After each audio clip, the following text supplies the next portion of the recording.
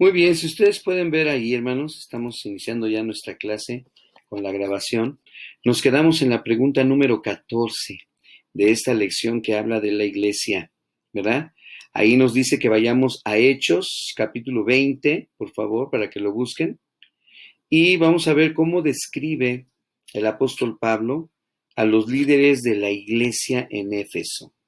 ¿Cómo es que describe el apóstol Pablo a los líderes de la iglesia? A los que estaban, obviamente, en la iglesia de Éfeso. Y nos dice ahí el versículo 28 en particular. Alguien que me lea Hechos 20 desde el 17 hasta el 38. Son bastantes pasajes, versículos, pero cada uno de ellos es importante, ¿sí? Y vamos a contestar las respuestas que nos piden ahí. Muy bien. ¿Alguien quién quiere leer este pasaje? Hechos 20. No. Sí, adelante. Enviado pues delante Mileto a Éfeso, hizo llamar a los ancianos de la iglesia. Cuando vinieron a él, les dijo: vosotros sabéis cómo me he comportado entre vosotros todo el tiempo, desde el primer día que entré en Asia, sirviendo al Señor con toda humildad y con muchas lágrimas y pruebas, porque me han venido por las acechanzas de los judíos. Y como nada que fuese útil he rehuido de anunciaros y enseñaros públicamente y por las casas, testificando a judíos y a gentiles cerca del arrepentimiento para con Dios y de la fe en nuestro Señor Jesucristo. Ahora he aquí, ligado yo en espíritu, voy a Jerusalén sin saber lo que allá me ha de acontecer, salvo que el Espíritu Santo por todas las ciudades me da testimonio diciendo que me esperan prisiones y tribulación. ¿Hasta cuál, hermano? Hasta el 38. Okay. Pero de ninguna cosa hago caso, ni estimo preciosa mi vida para mí mismo, con tal que acabe mi carrera con gozo y el ministerio que recibí del Señor Jesús, para dar testimonio del Evangelio de la gracia de Dios. Y ahora he aquí, yo sé que ninguno de todos vosotros he pasado predicando el reino de Dios verá más mi rostro. Por tanto, yo os protesto en el día de hoy que estoy limpio de la sangre de todos, porque no he rehuido anunciaros todo el consejo de Dios. Por tanto, mirad por vosotros y por todo el rebaño en que el Espíritu Santo os ha puesto por obispos para apacentar la iglesia del Señor, la cual él ganó para su propia sangre. La cual él ganó por su propia sangre. Porque yo sé que después de mi partida entrarán en medio de vosotros lobos rapaces, que no perdonarán al rebaño. Y de vosotros mismos se levantarán hombres que hablen cosas perversas para arrastrar tras sí a los discípulos. Por tanto, velad, acordaos que por 3 años, de noche y de día, no he cesado de amonestar con lágrimas a cada uno. Y ahora, hermanos, os encomiendo a Dios y a la palabra de su gracia, que tiene poder para sobreedificaros y daros herencia con todos los santificados. Ni plata, ni oro, ni vestido de nadie he codiciado. Entre vosotros sabéis que para lo que me ha sido necesario a mí y a los que están conmigo, estas manos me han servido. En todo os he enseñado que trabajando así se debe ayudar a los necesitados y recordar las palabras del Señor Jesús, que dijo: más bienaventurado es dar que recibir. Cuando hubo dicho estas cosas, se puso de rodillas y oró con todos. Entonces hubo gran llanto de todos, y acechándose al cuello, y Echándose. echándose al cuello de Pablo, le besaban, doliéndose en gran manera por la palabra que dijo, de que no verían más su rostro, y le acompañaron al barco. Muy bien. Con toda intención, el autor de estos discipulados nos dejó que leyéramos todos estos pasajes para que pudiéramos entender toda la labor, ¿verdad?, del apóstol Pablo como uno de los más grandes líderes de la iglesia, ¿sí? Y sin embargo, él no era el pastor, por decirlo así, de la iglesia de Éfeso, sino él era el pastor de muchas iglesias porque él estaba precisamente al pendiente de todas y cada una de las congregaciones que había ido dejando establecidas mientras iba por sus viajes misioneros. Y esta no es la excepción. De hecho, habla con ellos, ¿verdad? Después les escribe una carta, todos tenemos la carta a los Efesios también, ¿sí? Y aquí está mencionando claramente cuál es su llamado, ¿ok? Y cómo él estaba viviendo en relación al llamado que él tenía delante de Dios. Ahora, si me quieres leer nada más el versículo 28, el 28 para contestar ahorita las preguntas. Sí. Por tanto, mirad por vosotros y por todo el rebaño en que el Espíritu Santo os ha puesto por obispos, para apacentar la iglesia del Señor, la cual él ganó con su propia sangre. Muy bien. Entonces, aquí él está hablando precisamente a los pastores que se van a quedar a cargo o que ya estaban a cargo de la iglesia en Éfeso. Acuérdense, hemos hablado de que aquí se habla de iglesias y las iglesias no tenían un solo pastor, tenían varios, ¿verdad? Por eso se habla de ancianos. En este caso es donde ya se menciona la palabra obispos. Cada uno de ustedes fue nombrado para ser obispos ahí en la congregación del Señor Jesús, ¿verdad?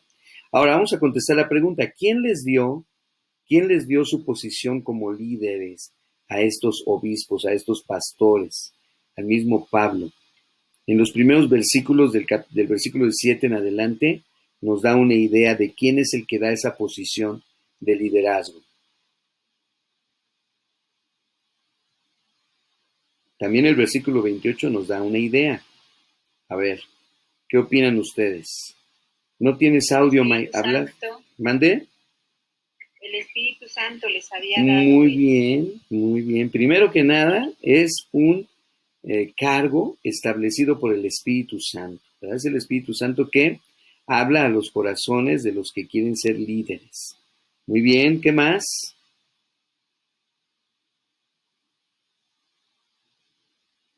Decía que estaba apagado tu micrófono, Mayra. No sé si ibas a hablar.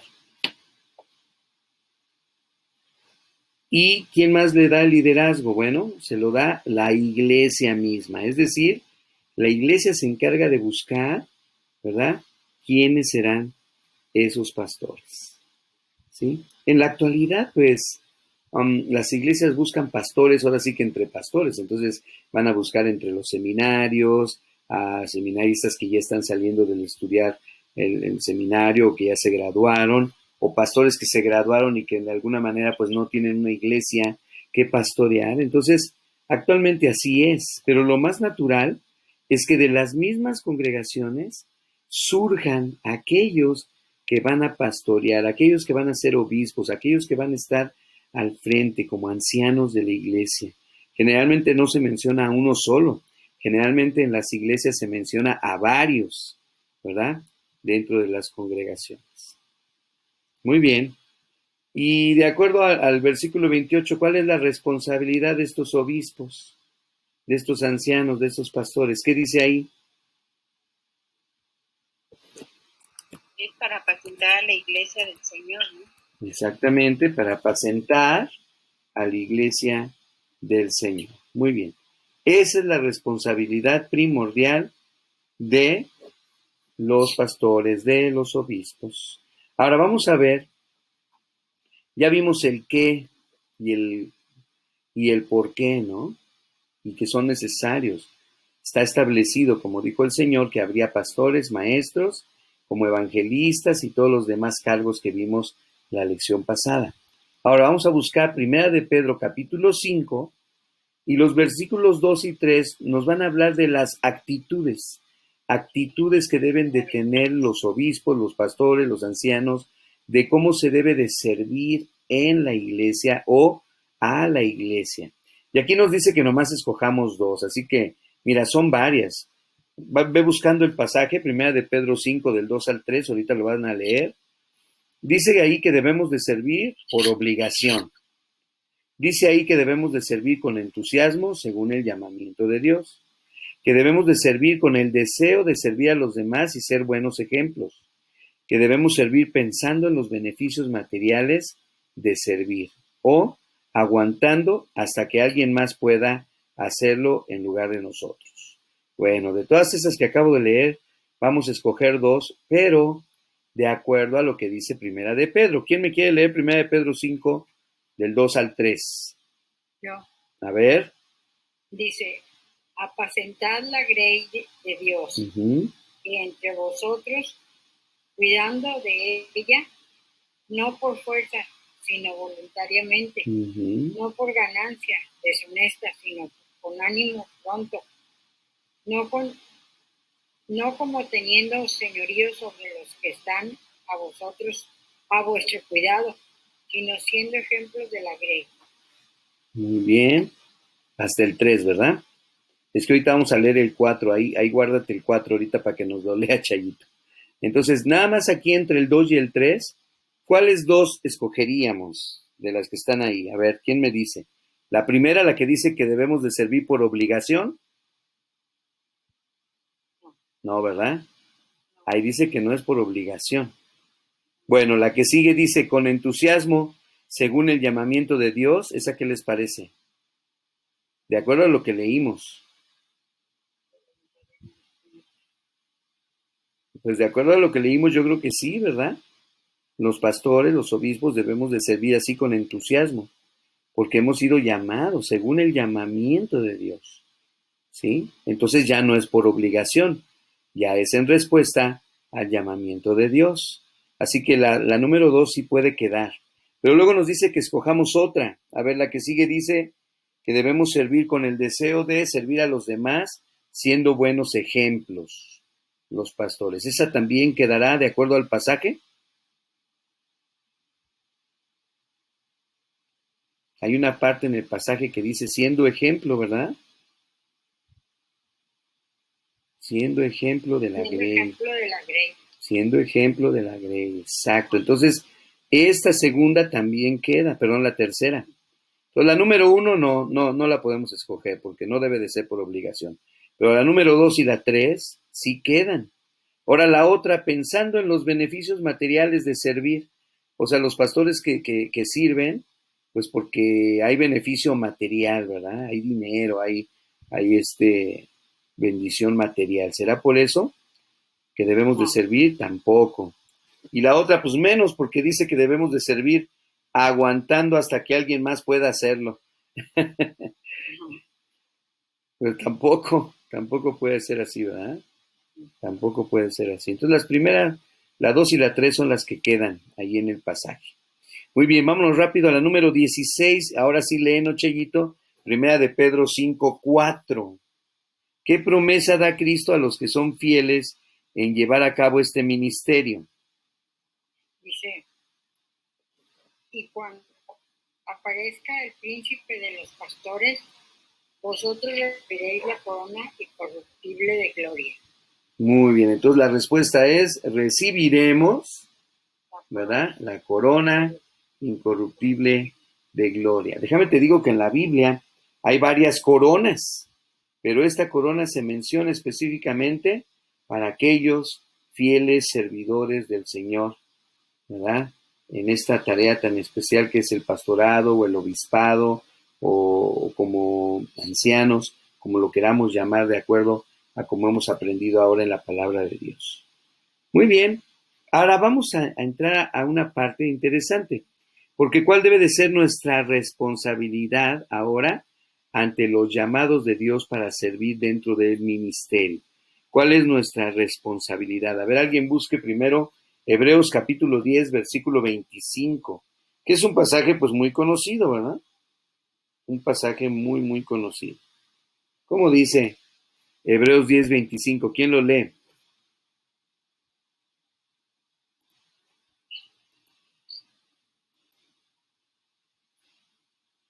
¿Nadie lo lee?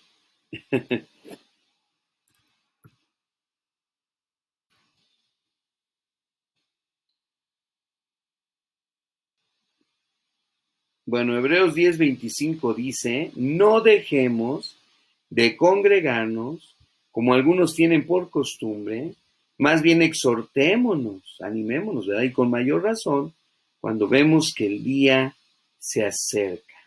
Obviamente que está hablando del día del Señor. Con mayor razón ahorita debemos congregarnos, porque el día del Señor se acerca.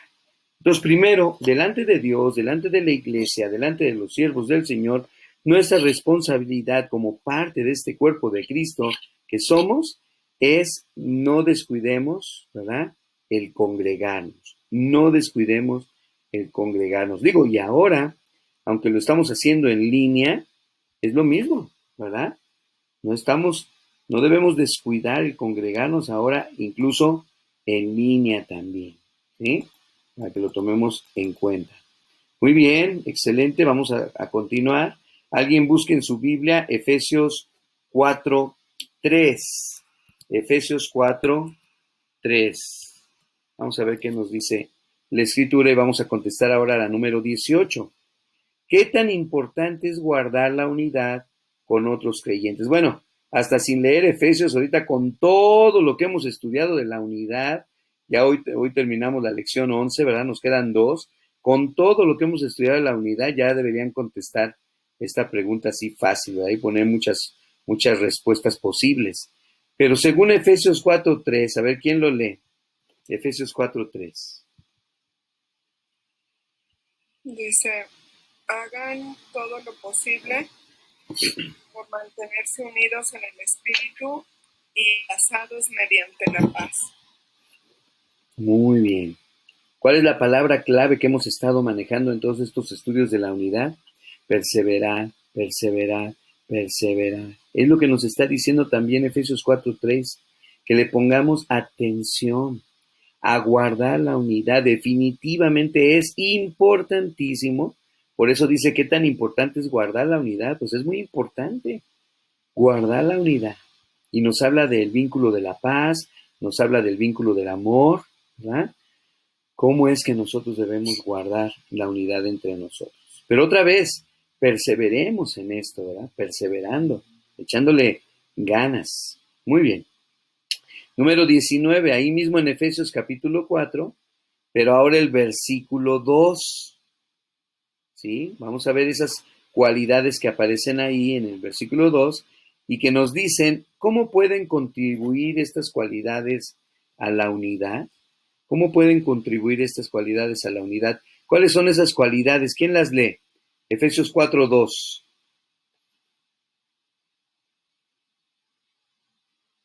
A ver. Dice, sean siempre humildes y amables, sean pacientes unos con otros, Uh-huh. y tolérense las faltas por amor. Muy bien, entonces vamos a mencionarlas una por una. Primero nos dice, sean humildes. ¿Ya vieron? Luego, pueden irlas anotando ahí, ¿eh? Sean humildes. Luego, sean amables. Después, ¿cuál otra, Enrique?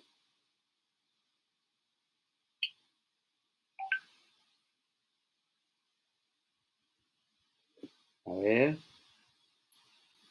Sí, bueno, lo que es, sean siempre humildes sí, y amables. amables. Humildad, amable, paciente. Pacientes. Esa nos cuesta trabajo a veces, ¿verdad? Pacientes. ¿Y la última? ¿Habrá otra más?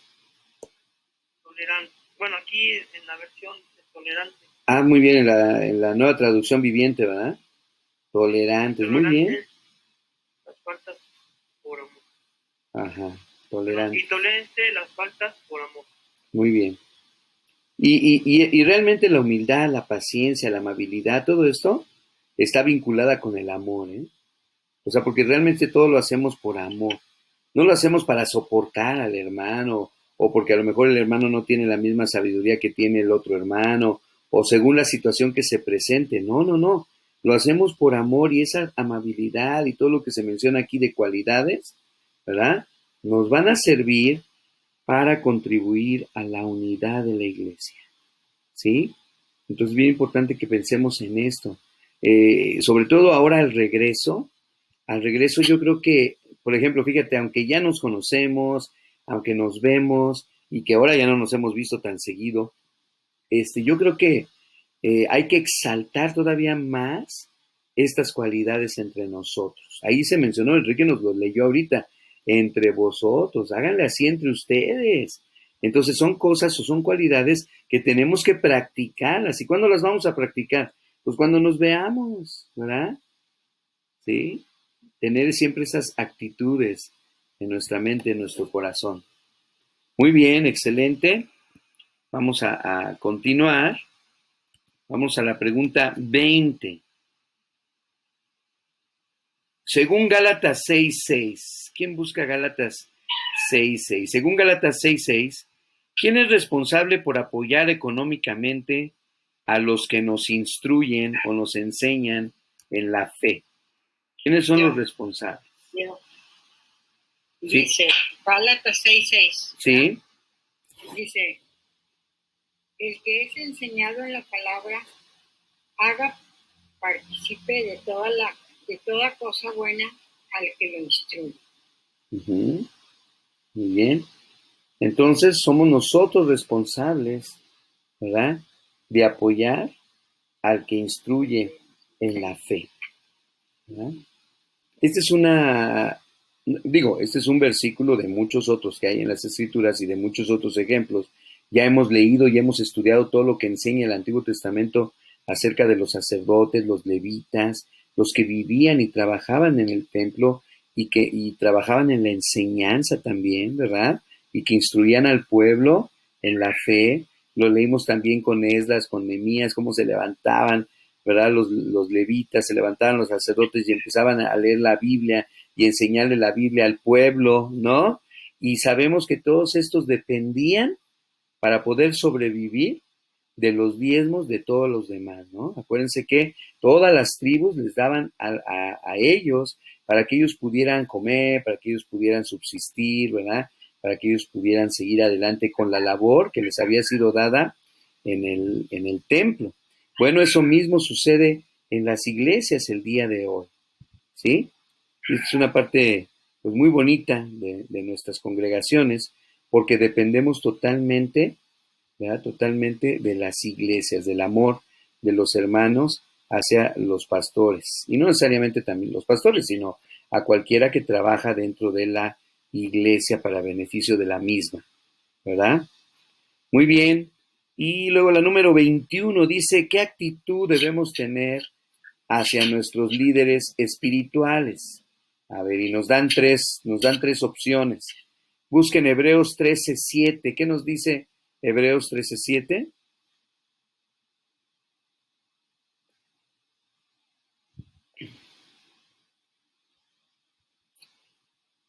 Yo lo tengo. Sí, adelante, hermana. Dice, acordaos de vuestros pastores que os hablaron la palabra de Dios.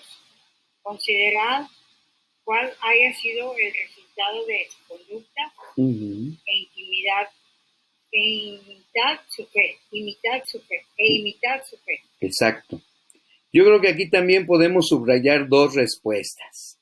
Yo creo que aquí también caben dos respuestas, de acuerdo a lo que dice el pasaje, porque acuérdense, es un discipulado y tenemos que hacer que la persona nos conteste de acuerdo a lo que leyó, no a lo que él piensa o a lo que cree, sino de acuerdo a lo que leyó. Entonces, de acuerdo a lo que leíste, vienen tres: escuchar su enseñanza y animar a otros a venir al templo, o imitar todo lo que hacen, o observar su vida y seguir su ejemplo de fe. ¿Cuál de estas dos pudiéramos poner de acuerdo al pasaje?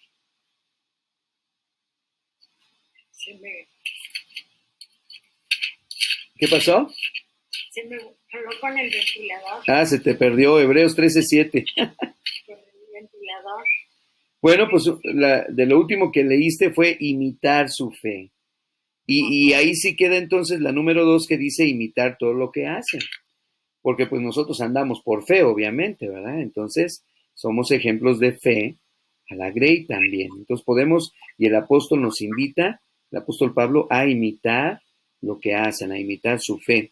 Y yo creo que la que sigue también, porque dice observar su vida, Su vida, ¿verdad? seguir su ejemplo. Y seguir su ejemplo de fe, ¿sí? Observando la vida de nuestros pastores, ¿verdad? Eso es algo muy, muy bonito también. Obviamente escuchar su enseñanza, pues también, ¿verdad?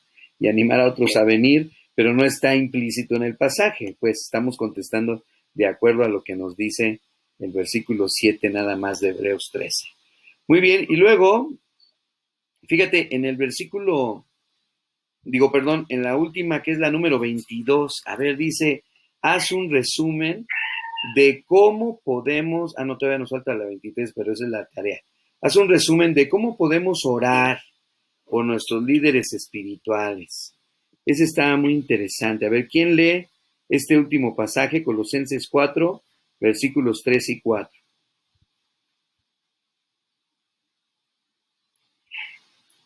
Colosenses 4, versículos 3 y 4. Colosenses. Dice, oren también por nosotros, que Dios nos dé muchas oportunidades para hablar de su misterioso plan acerca de Cristo. Por eso estoy aquí en cadenas. Oren para que pueda proclamar ese mensaje con la claridad que debo hacerlo. ¿Hasta el 4? Sí, nada más 3 y 4. ¿Sí? Entonces, ¿qué están pidiendo? ¿Qué está pidiendo Pablo a la iglesia? Que abra puertas, ¿Sí? y orar por ellos para que, orar por los pastores, o por los que van a ir a hablar, ¿verdad? Sí. Para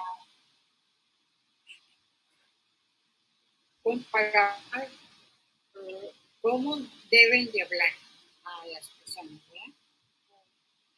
Ajá. Muy bien. Entonces,